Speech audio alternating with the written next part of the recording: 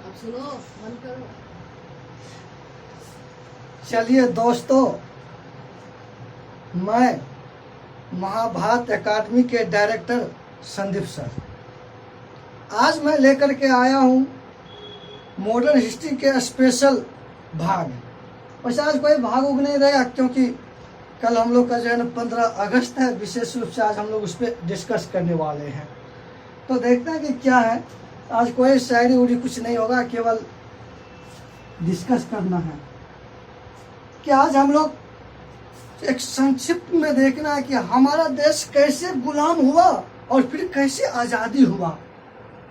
आज देश को गुलाम करेंगे दोस्तों, और गुलाम से लेकर के आज़ादी तक आना है। आज यही विशेष स्पेशल चलेगा बैच। तो देखते हैं। सबसे पहले आज हम लोग को देखना है बक्सर का युद्ध, क्योंकि आज सबसे पहले देखना है कौन सा, बक्सर का युद्ध।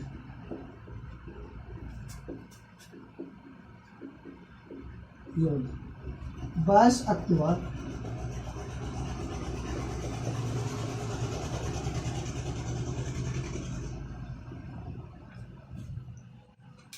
'क्या हुआ दोस्तों, जो ये बक्सर का युद्ध जो हुआ 22 अक्टूबर 1764 ईस्वी को, और इस युद्ध में एक और से युद्ध का नेतृत्व कर रहा था संगठन सेना,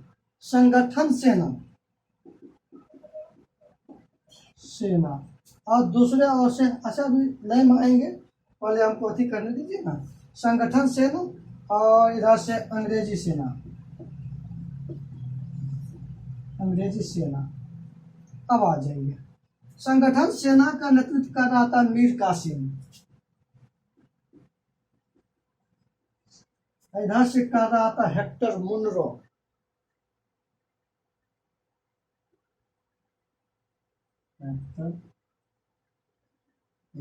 आ जाइए, बस इतने ही।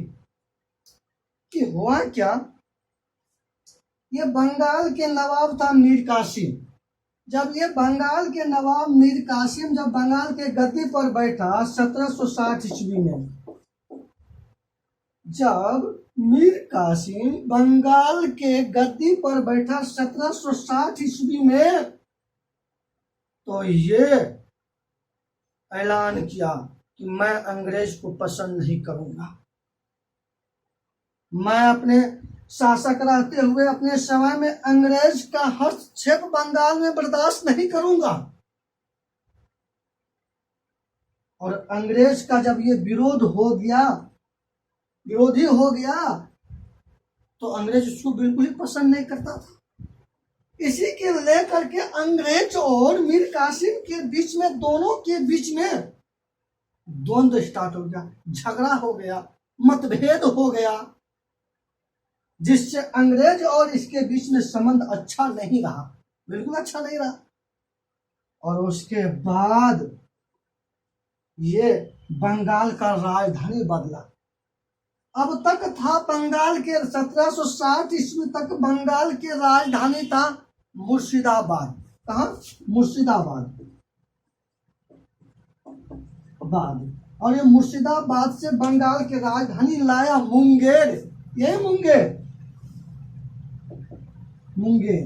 दोस्तों, बंगाल का राजधानी मुर्शिदाबाद से मुंगेर लाया कौन? मीर कासिम। कितना ईस्वी में? 1760 ईस्वी में। ये बंगाल के गद्दी पर कब बैठा था? 1760 ईस्वी में। और ये अंग्रेज को पसंद नहीं करता था, इसी लेकर के अंग्रेज और मीर कासिम के बीच में मतभेद हो गया। क्या हो गया? मतभेद हो गया। और बेचारा ये सोचा कि अंग्रेज से छुप करके मुंगेर में क्या किया? गोला बारूद, तोपखाना, गन फैक्ट्री, बंदूक फैक्ट्री स्थापित किया। और आज भी मुंगेर हमारे बिहार में प्रचलित है हथियार के मामला में। और मुंगेर में हथियार का फैक्ट्री स्थापना करने का श्रेय दिया जाता है बंगाल के नवाब मीर कासिम को। दोस्तों एग्जाम में पूछे जाते हैं कि बंगाल में गन संबंधित फैक्ट्री स्थापना करने का श्रेय किसको दिया जाता है? मीर कासिम को। और ये बेचारा अफीम पीता था। कौन? नशीला पदार्थ अफीम। अफीम कौन सा? अफीम। और उस समय हमारा बिहार अफीम के लिए प्रसिद्ध था पूरे भारत में। दोस्तों एग्जाम में कई बार पूछा गए हैं कि इस समय जो है अफीम के लिए कौन सा क्षेत्र प्रसिद्ध था? बिहार। तो ये बेचारा मुंगेर में गया और मुंगेर से क्या किया कि कुछ अंग्रेज को या कुछ अपना साथी को बोले चल के जाओ पटना से हमारे लिए अफीम ले आओ। कौन सा पदार्थ? अफीम। आप लोग इधर देखिए, अफीम ले आओ।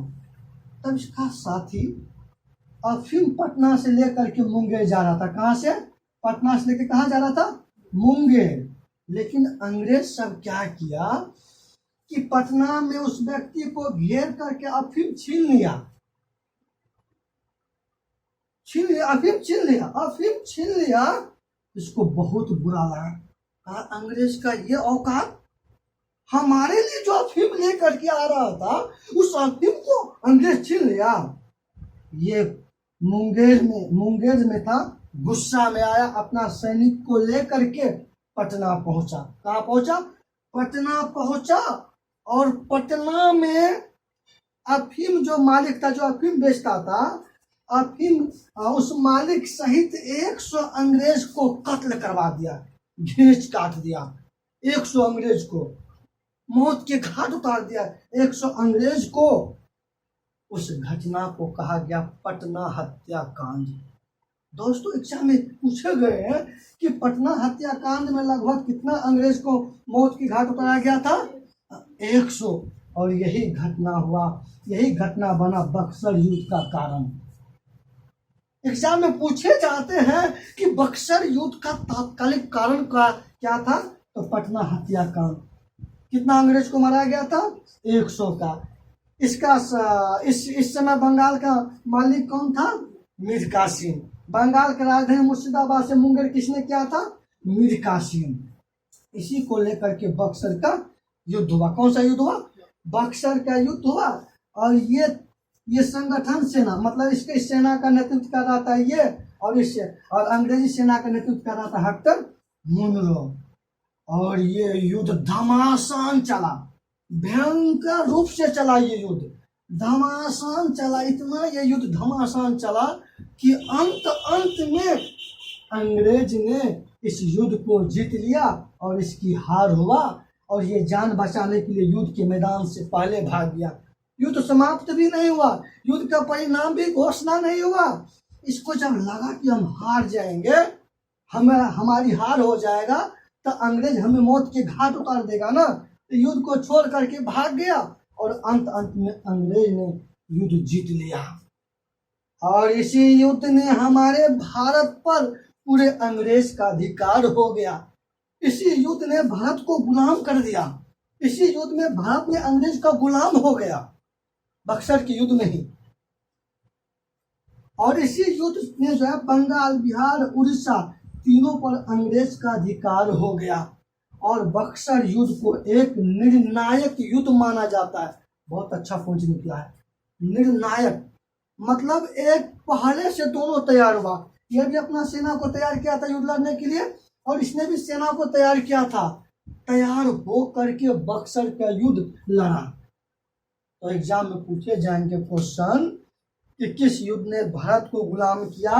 बक्सर का युद्ध। बक्सर का युद्ध।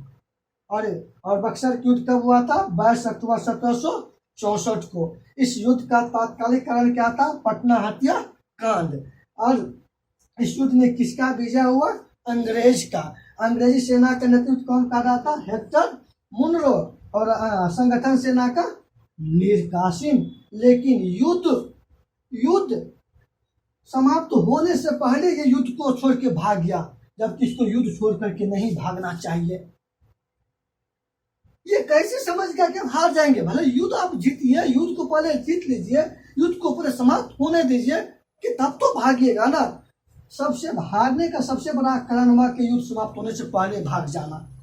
ये बहुत बड़ा गलती किया, और इसी युद्ध ने हमें गुलाम कर दिया, जा करके हमें आज़ादी मिला 1947 ईस्वी में।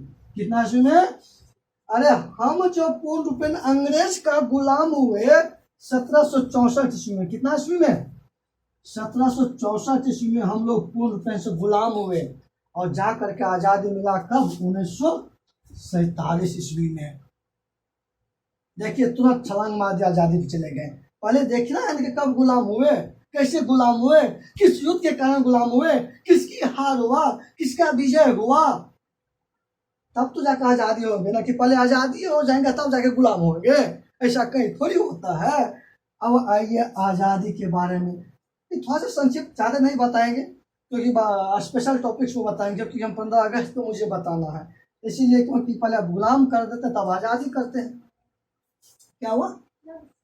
अब आइए 1947 ईस्वी में हुआ क्या? 1947 ईस्वी में मतलब 15 अगस्त 1947 ईस्वी को रात्रि 12 बजे, तो रात्रि 12 बजे ब्रिटेन की प्रधानमंत्री क्लीमेंट एटली साहब ने भारतीयों को भारतीय सत्ता हस्तांतरित किया। भारतीयों को भारतीय सत्ता हस्तांतरित किया, और इस दिन पूरे देश में खुशी का माहौल था। पूरे देश में खुशी का माहौल, पूरे देश खुशी में झूम उठा था। सबके चेहरा पर तो खुशी था, लेकिन यह खुशी दर्द से भरा हुआ खुशी था। अरे 1947 को आजादी मिला, इस दिन पूरे देश में हरा भरा वातावरण था। जो एक बंजर बन चुका था जमीन, आज वह हरा भरा हो चुका था। पूरे देश में खुशी के माहौल एकदम जयकार हो रहा था, लेकिन अंदर में सबको दर्द भरा था, क्योंकि इस खुशी को पाने के लिए हमने कितने को जान गंवाना पड़ गया, कितना विधवा हो गए, कितना विधुर हो गए, कितनी बुरी तरह घायल हो गए। और इस दिन हमारे गांधी जी खुशी के मग्न में बंगाल में था बेचारा, और बंगाल में चौबगल अपना स्थान पे चक्कर लगा रहा था। खुशी से उसको आगे रास्ता दिख ही नहीं रहा था, क्योंकि हमने जो स्वप्न वर्षों से सजा रखा था दिल में, जो स्वप्न हमने वर्षों से सजा रखा था दिल में, आज वह हमारे सामने में हमारे प्लेट में परोसा जा रहा है। खुशी तो था, लेकिन सब दुखी था। और इस समय गांधी जी उन सभी व्यक्ति को हॉस्पिटल पहुंचा रहा था, अस्पताल ले जा रहा था, जो आजादी पाने में, आजादी की लड़ाई में जो पूरी तरह घायल हो चुका था। भारत छोड़ो आंदोलन, जैसे भारत छोड़ो आंदोलन 1942 ईस्वी को हुआ था, उसके बाद हम लोग को आजादी मिल गया 1947 में। और ये आजादी करने का श्रेय दिया जाता है ब्रिटेन के नवनिर्मित प्रधानमंत्री क्लीमेंट एटली साहब। क्या हुआ दोस्तों, मैं एक चीज अभी मैं बोर्ड को साफ करके तब मैं बताता हूँ, मजा आने वाला है। अब 2-4 मिनट में सबको मजा आ जाएगा। देखिए हुआ क्या, 1945 ईस्वी में द्वितीय विश्व युद्ध समाप्त हुआ, और 1946 ईस्वी में ब्रिटेन में आम चुनाव हुआ। ब्रिटेन में आम चुनाव हुआ, और ब्रिटेन में आम चुनाव हुआ तो यहाँ लेबर पार्टी की विजय प्राप्त हुआ। किस पार्टी की? लेबर पार्टी की। किस पार्टी की विजय हुआ? लेबर पार्टी की विजय प्राप्त हुआ, और लेबर पार्टी ने क्लीमेंट एटली को प्रधानमंत्री बनाया। किसको? क्लीमेंट एटली। जैसे में 2020 में हमारे भारत में आम चुनाव हुआ तो बीजेपी का किसको विजय प्राप्त हुई? किस पार्टी ने विजय प्राप्त किया? बीजेपी। तो बीजेपी ने किसको प्रधानमंत्री बनाया? 2000 सुनो, भारत 2020 में भारत में आम चुनाव हुआ रे, आम चुनाव हुआ ना। कौन?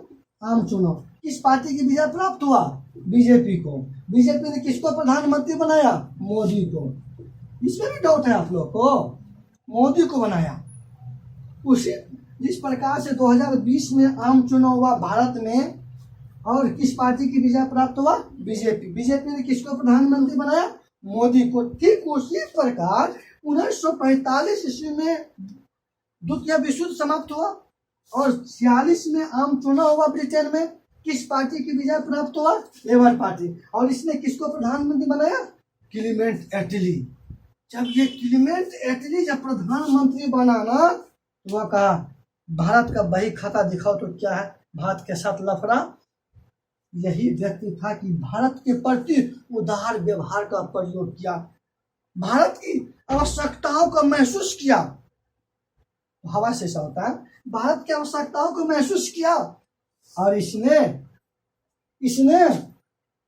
जनवरी 1947 ईस्वी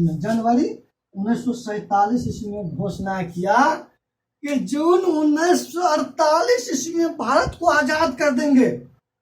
देखिए कितना ये खुशनसीब व्यक्ति था। ऐसा व्यक्ति हम लोग को कभी मिलवे नहीं किया था कोई अंग्रेज। अगर इससे बड़ा कोई और उदार व्यक्ति मिलता तो हम लोग पहले आजाद हो गए रहते। ऐसा ब्रिटेन का प्रधानमंत्री बने कि भारत की आवश्यकताओं का महसूस किया, क्या इसके साथ लफड़ा चल रहा है। और जब ये जनवरी 1947 ईस्वी में घोषणा किया कि जून 1948 ईस्वी तक भारत को आजाद कर देंगे। देखिए जब ये घोषणा किया, इसके घोषणे से अरे पूरे देश में खुशी का वातावरण छा गया और हर एक जगह क्लीमेंट एटली साहब की नारा लगने लगा, क्लीमेंट एटली साहब जिंदाबाद। क्योंकि इसने ऐसा काम कर रहा भारतीयों के लिए ना। माउंटबेटन को बुलाया, माउंटबेटन तुम जा भात का वैसे बंद करके जा। वाइसराय माउंटबेटन को भेजा, तो जाओ माउंटबेटन, भारत की जो करनी है जो चीज है उसको अभी पूरा करो। देखो वहां के हाथ को हिसाब जारी करो, भारत को आजाद करना है। अरे जून 1948 तक भारत को आजाद करना है तो करना है, इसने कहा। और इसकी घोषणा से पूरे देश में खुशी का वातावरण छा गया। हर एक जगह एकदम माहौल जो है ना खुशी के मगन में डूबा था। जब 1900 लेकिन बेचारा 1948 को नहीं 1947 में आजाद कर दिया। जब भारत की आजादी करने का बंटवारा का आजादी करने का समय आया तब मुस्लिम नेता मोहम्मद अली जिन्ना इसने कहा क्लीमेंट एटली साहब भारत को आजाद कर रहे हैं, उससे पहले मुझे पाकिस्तान दीजिए, मुझे पाकिस्तान में। मैं मुस्लिम का अकेला नेता हूं और पूरे मुस्लिम जितने भी भारत है ना, पूरे मुस्लिम के लिए एक अलग राष्ट्र होना चाहिए। ये पूरे जिद पे आ गया। तब गांधी जाके बोला भाई अली जिन्ना साहब ये तो आपस की मामला है, ये तो बिहारी वाला मामला है। पहले अंग्रेज से तो छुटकारा पा लीजिए, पहले अंग्रेज से तो मुक्ति प्राप्त कर लीजिए, पहले अंग्रेज से तो आजाद हो जाइए, तब ये आपस में पाकिस्तान आपको दे देंगे। नहीं मानिएगा तो नहीं मानेंगे गांधी जी, भारत आजाद होने से पहले पाकिस्तान हमको चाहिए। ये पूरा जीत पे आ गया। तब जवाहरलाल नेहरू जाके भी समझाया इसको, क्या है भाई से कर रहे जिन्ना भाई। गांधी भी समझाए, सरदार वल्लभ भाई पटेल भी समझाए, लेकिन ये नहीं समझा। तब ये जो माउंटबेटन जो आया था, बहुत अच्छा क्वेश्चन देख लीजिए यहाँ पे। ये माउंटबेटन जो आया था भारत का वायसराय बन करके, इसने भी जा करके जिन्ना को समझाया। कहे जिन्ना अरे इतना दिन तो आप लोग गुलाम रहे हैं, पहली बार ब्रिटेन का प्रधानमंत्री ऐसा बना कि आप लोग को आजाद करने जा रहे हैं और आपस में लड़ रहे हैं। अरे बाद में लड़िएगा अपना आजाद हो जाइए। करके नहीं, माउंटबेटन साहब मानने वाला नहीं है, हमें तो चाहिए पाकिस्तान। तब क्या हुआ माउंटबेटन आया, जवाहरलाल नेहरू को बुलाए, गांधी को बुलाए और सरदार वल्लभ भाई पटेल को बुलाए। कल के देखिए ना जिन्ना तो नहीं मान रहा है, क्या करिएगा। मान जाइए, काहे के लिए आपस में दंगा फसाद कीजिएगा। क्योंकि ठीक है, जब नहीं मान रहे हैं तो दे दीजिए पाकिस्तान उसको। तब जिन्ना क्या कर भारत से पहले हमको आज़ाद भी कर दीजिए। इसको भरोसा था ही नहीं कि हमको आज़ाद, हमको पाकिस्तान मिलेगा कि नहीं मिलेगा। तो माउंटबेटन कल काबू भरोसा नहीं है आपको करना, क्योंकि भारत को बाद में आज़ाद करते रहिएगा ना, पहले हमको कर दीजिए ना। देखिए अब आज ही का दिन 14 अगस्त 1947 ईस्वी को रात्रि 12 बजे भारत से विभाजित हो करके मुस्लिम के लिए एक स्पेशल कंट्री पाकिस्तान दिया, आज ही का दिन। और एक दिन बाद 15 अगस्त 1947 ईस्वी को भारत को जो है ना सत्ता हस्तांतरित किया। और इसी दिन से हम लोग अपना स्वतंत्रता दिवस मनाते आ रहे हैं। डिस्कस तो बहुत करना है, लेकिन एक बात और बता देते हैं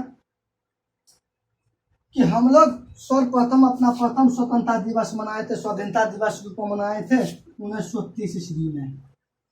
1930 ईस्वी से आज़ादी से पूर्व प्रश्न पूछ देंगे, आज़ादी से पहले कितना ईस्वी से हम लोग स्वाधीनता दिवस मनाते आ रहे हैं? 1930 ईस्वी से। और उसके बाद फिर जब संविधान बताएंगे ना तब वहाँ पता चलेगा। तो देख लिया, जैसे मतलब बक्सर के युद्ध में सब गुलाम हुआ और 1947 जाकर के आज़ाद हुआ। आज़ाद प्रश्न पूछेंगे, भारत बंटवारे का आधार बना था तो माउंटबेटन योजना। प्रश्न पूछेंगे, भारत बंटवारे का आधार बना था माउंटबेटन योजना। भारत विभाजन के समय ब्रिटेन का प्रधानमंत्री कौन था? क्लीमेंट एटली। वो किस पार्टी के नेता था? लेबर पार्टी के नेता था। भारत को आज़ादी से एक ना पूर्व किस देश को आज़ाद किया गया था?